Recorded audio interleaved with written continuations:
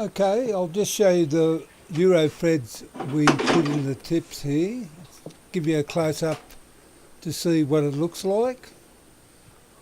Nice clean threads. Also you can do it on these. Anything that's 25 mil outside diameter with a thick wall, you can normally put them in. Just show you how they go in. Nice tight fit.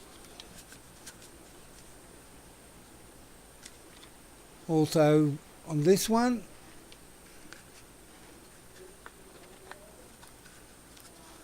screws on like that.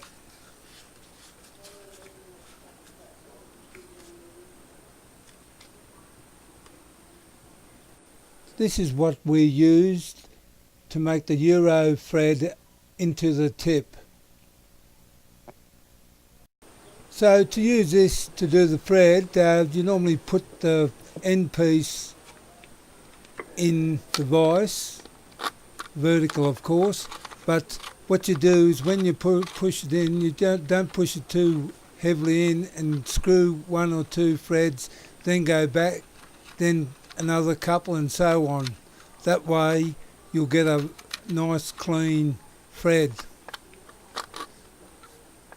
And I hope this helps with the people that have trouble putting their tips onto their poles. And I suppose, well, that's about it.